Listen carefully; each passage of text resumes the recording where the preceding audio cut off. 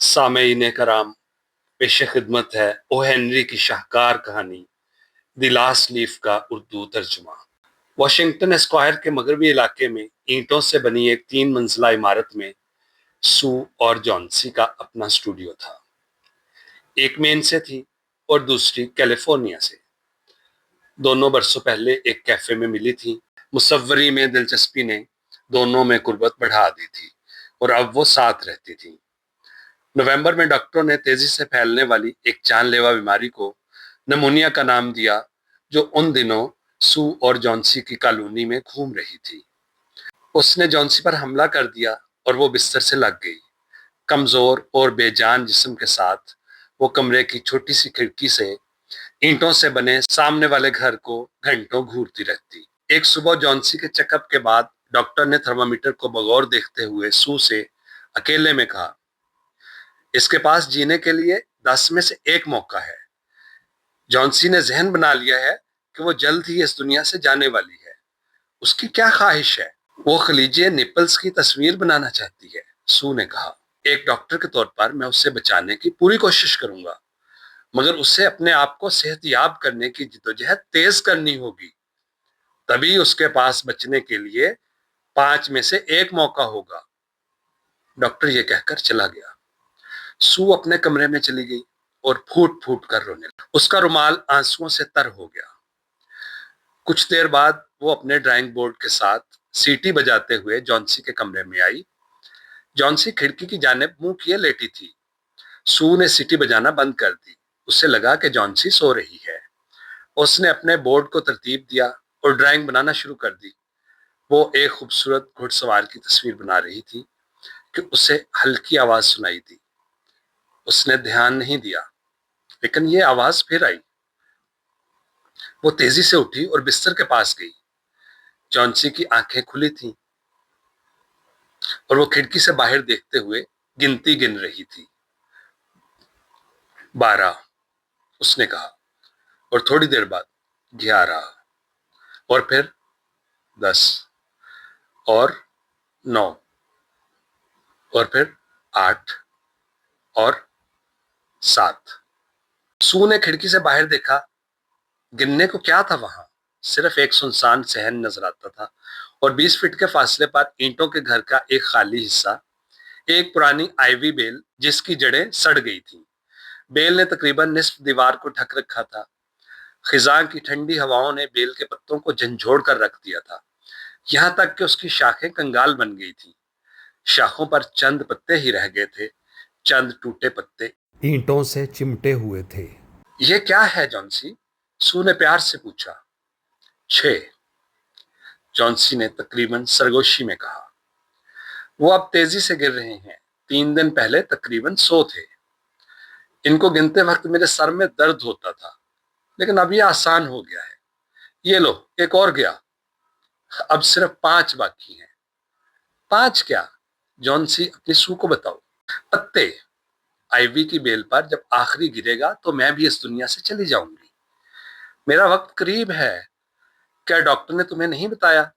اوہ، تم بکواس کر رہی ہو، سو نے غصیلے لہجے میں کہا۔ تمہارے ٹھیک ہونے سے پرانی بیل کے پتوں کا کیا تعلق؟ اور تم اس بیل کو بہت پسند کرتی تھی۔ اب ایسا مت کہو۔ آج صبح ہی ڈاکٹر نے بتایا ہے کہ تم جلد ٹھیک ہو جاؤ گی۔ جانسی نے بیل پر نظریں جمائے ہوئے کہا۔ ایک اور گر گیا۔ اب صرف 4 رہ گئے ہیں۔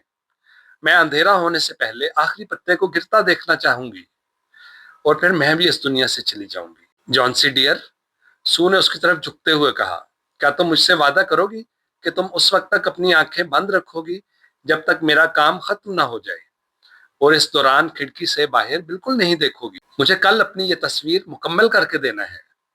کیا تم دوسرے کمرے میں تصویر نہیں بنا سکتی؟ جانسی نے سرد لہجے میں کہا۔ میں یہاں تمہارے ساتھ رہنا چاہوں گی۔ میں یہاں تمہارے ساتھ رہنا چاہتی ہوں، سو نے جواب دیا، اور میں نہیں چاہتی کہ تم بیل کے ان فضول پتوں کو دیکھو۔ جیسے ہی تمہارا کام ختم ہو جائے مجھے بتاؤ، جانسی نے آنکھیں بند کرتے ہوئے کہا۔ ایسا محسوس ہو رہا تھا کہ بستر پر کسی نے سفید رنگ کا خوبصورت مجسمہ سلا دیا ہو۔ میں آخری پتے کو گرتا ہوا دیکھنا چاہتی ہوں۔ میں انتظار کرتے کرتے بہت تھک گئی ہوں۔ میں بہت تھک گئی ہوں۔ میں ہر چیز سے آزاد ہونا چاہتی ہوں اور ان لاچار تھکے ہوئے پتوں کی طرح گرنا چاہتی ہوں، گہرائی میں، بہت گہرائی میں۔ سونے کی کوشش کرو، سو نے کہا۔ مجھے اپنی تصویر مکمل کرنے کے لیے بوڑھے بھرمن کی ضرورت ہے تاکہ اسے اپنی تصویر میں بطور ماڈل شامل کر سکوں۔ میں اسے بلانے جا رہی ہوں، جب تک میں واپس نہ آؤں کوئی حرکت نہیں کرنا۔ بوڑھا بھرمن ایک پینٹر تھا جو اسی عمارت کے گراؤنڈ فلور پر رہتا تھا۔ اس کی عمر 60 سے تجاوز کر گئی تھی۔ وہ ایک لمبی داڑھی والا شخص تھا۔ ایک مصور کے طور پر بھرمن ناکام رہا تھا۔ وہ ہمیشہ ایک شاہکار تصویر بنانے کے بارے میں سوچا کرتا تھا، لیکن اس نے اب تک اس پر کام نہیں شروع کیا تھا۔ کئی برسوں سے وہ بیکار تھا۔ اس نے کالونی کے ان نوجوان فنکاروں کے لیے بطور ماڈل خدمات انجام دے کر تھوڑا بہت کمایا تھا جو کسی پیشہ ور ماڈل کی قیمت ادا نہیں کر سکتے تھے۔ وہ ہر وقت اپنے آنے والے شاہکار کے بارے میں باتیں کرتا تھا۔ سو جب بھرمن کے پاس آئی تو اسے چبوترے پر ایک خالی کینوس نظر آیا جو بھرمن کے شاہکار کی پہلی لکیر کا گزشتہ 25 سال سے انتظار کر رہا تھا۔ سو نے بھرمن کو بطور ماڈل چلنے کے لیے کہا اور اسے یہ بھی بتایا کہ جونسی کس طرح اپنے آپ کو ایک ہلکا پتا سمجھ رہی ہے جو کسی بھی وقت زندگی کی شاخ سے الگ ہو کر گر جائے گا۔ بوڑھا بھرمن اپنی سرخ آنکھوں سے سو کو اس طرح دیکھ رہا تھا جیسے دنیا میں اس سے بڑی احمق کوئی اور نہیں ہے۔ وہ کہنے لگا، کیا دنیا میں ایسے بے وقوف لوگ بھی ہیں جو اپنی سانسوں کی تاریں بیل کے گرتے ہوئے پتوں کے ساتھ جوڑتے ہیں؟ میں نے ایسی بات کبھی نہیں سنی۔ تم پاگل ہو گئی ہو اور میں تمہارے لیے ماڈل بھی نہیں بنوں گا۔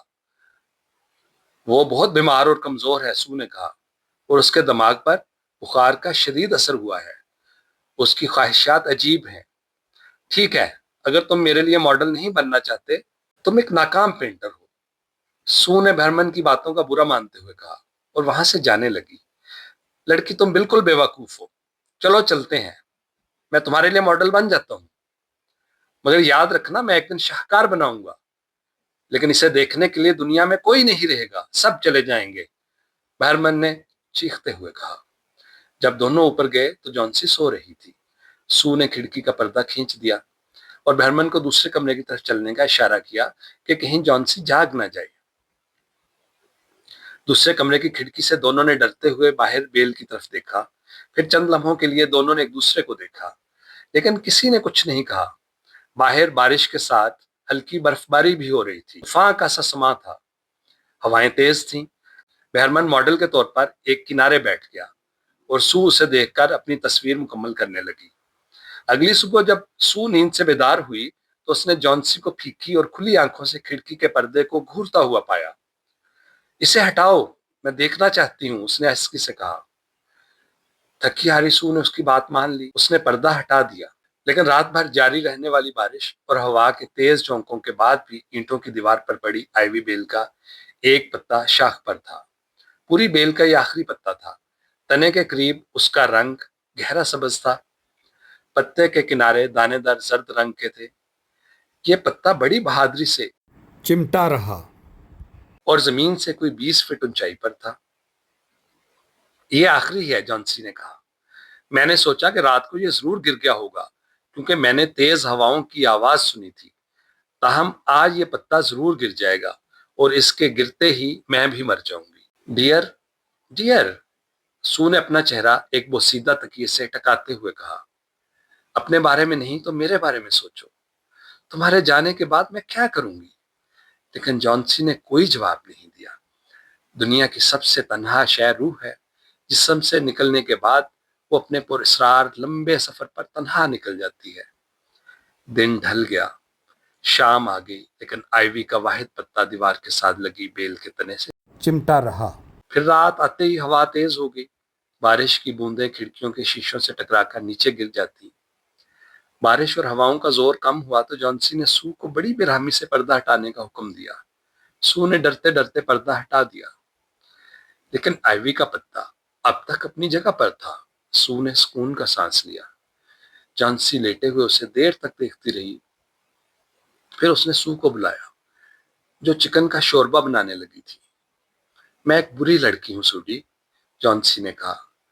کسی نادیدہ چیز نے اس آخری پتے کو شاخ سے اس لیے چمٹا دیا ہے کہ مجھے بتا سکے میں کتنی نا امید اور خدا کی قدرت سے مایوس تھی۔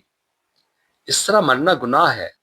اب تم میرے لیے تھوڑا سا شوربہ لے آؤ اور تھوڑا سا دودھ بھی، اور ہاں پہلے میرے لیے آئینہ لاؤ تاکہ میں خود کو دیکھ سکوں، اور پھر میرے تکیوں کو درست کر دو تاکہ میں تمہیں کھانا پکاتے ہوئے دیکھ سکوں۔ پھر 1 گھنٹے بعد جانسی نے کہا، سوڈی کسی دن میں خلیج نپلز کو ضرور پینٹ کروں گی۔ دوسرے دن دوپہر کو ڈاکٹر آیا۔ اس نے جانسی کا چیک اپ کیا اور پھر سو کو الگ لے جا کر کہا، اب اس کے بچنے کے امکانات روشن ہو گئے ہیں، لیکن مجھے اب ایک دوسرا کیس دیکھنا ہے۔ نچلے منزلے پر برمن نام کا ایک بوڑھا پینٹر ہے جس پر نمونیا کا شدید حملہ ہوا ہے۔ اس کے بچنے کی کوئی امید نہیں، لیکن اسے آج اسپتال لے جایا جا رہا ہے تاکہ اسے بچانے کی ہر ممکن کوشش کی جا سکے۔ اگلے دن ڈاکٹر نے سو سے کہا، جانسی خطرے سے باہر ہے، تم جیت گئیں، اب اسے اچھی غذا دو اور اس کی اچھی طرح دیکھ بھال کرو، وہ ٹھیک ہو جائے گی۔ اس دوپہر سو جانسی کے پاس اس کے بیڈ پر آ کر لیٹ گئی۔ جانسی بستر پر نیم دراز نیلے رنگ کا اونی اسکارف بن رہی تھی۔ مجھے تم سے کچھ کہنا ہے، سو نے کہا۔ مسٹر بھرمن کا آج نمونیا کے باعث اسپتال میں انتقال ہو گیا۔ وہ 2 دن سے بیمار تھے۔ پہلے دن کی صبح چوکیدار نے انہیں ان کے کمرے میں درد کی حالت میں بے بس پایا۔ ان کے جوتے اور کپڑے ٹھنڈے گیلے پانی سے بھیگے ہوئے تھے۔